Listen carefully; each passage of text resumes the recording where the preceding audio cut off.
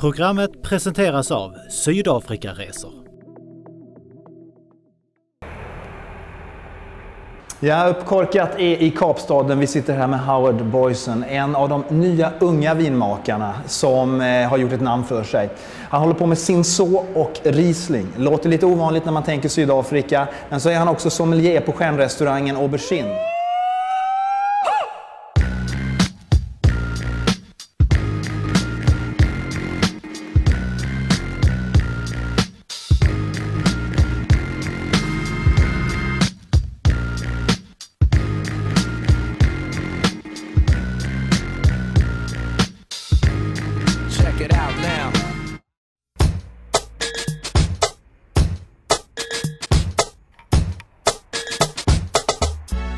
Uppkorkat har kört tillbaka från Darling till Kapstaden för att träffa en av Sydafrikas hetaste unga vinmakare.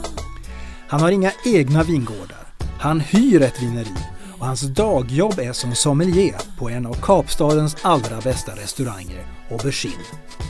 Vi möter upp med Howard Booysen i restaurangens vinförråd. My favorite part is this area right here. This is the German Riesling section and just a few local Rieslings as well. Basically, yeah, it's ranging from old to new. Some of them's not even on my wine list yet because we do mature here. It's optimum temperature. I think you can feel there's a bit of a chill if you stay in here for long enough. It gets quite cold. Howard Booysen gav upp en tänkt karriär som djuphavsingenjör för att istället bli den första som utexaminerades i ett lärlingsprogram som utarbetats av The Cape Winemakers Guild. En sammanslutning av framstående vinmakare i Kapprovinsen som hjälper studenter från grupper i samhället som normalt inte når fram till några viktiga positioner. Att det sedan blev Riesling och Cinsault, två inte helt vanliga druvsorter i Sydafrika, ja, det har sina förklaringar. Riesling för att det alltid fanns på bordet när Howard växte upp och att han ville hitta tillbaka till de där gamla bra vinerna som han tycker fallit i glömska. Och Cinsault för att han inte hade någon egentlig erfarenhet av druvsorten. Another reason why I made it is a lot of people know South Africa for its pinotage. But if you think pinotage is made out of Cinsault and Pinot Noir, or the combination of Cinsault and Pinot Noir, and I thought, well, there you go. Cinsault is an option because I love Pinot Noir, but I basically don't know Cinsault or didn't know Cinsault before I started. So I really wanted to make one. I do think I tend to overcomplicate a wine when I taste it, and I wanted to make a wine where I can sit and enjoy it and not think too much, not too much tannin, not too much alcohol. So this one is I made for pure enjoyment, for everyday usage basically. Howard är vad som brukar kallas för en boutique winemaker. En vinmakare med en extremt liten produktion. Hans viner säljs än så länge bara i Sydafrika och i några andra afrikanska länder. All those red berries are incredible.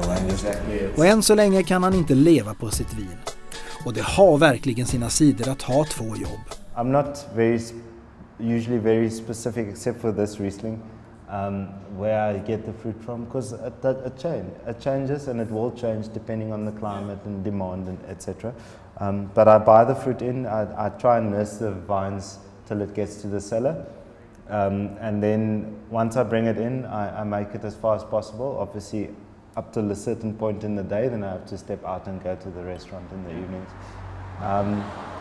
And then I'm there for all the major processes, and then once it's in the final stages, then I do most of the marketing myself and distribution. I'm at the point now where I have someone that distributes, but my private clients and special people I deliver by hand.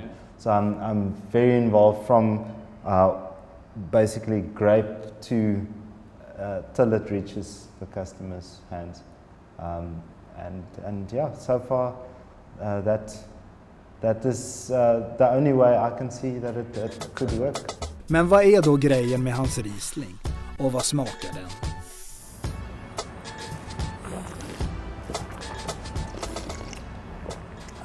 I mean, could be served slightly more chilled, But you feel the freshness, you feel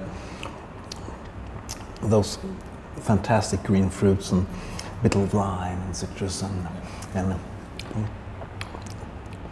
almost just a little touch of honey as well in the aftertaste. Yes, I must say that today if I serve it more chilled, it shows more crispness, but at least you get all the flavors now comes out nicely at this temperature. It's still cool.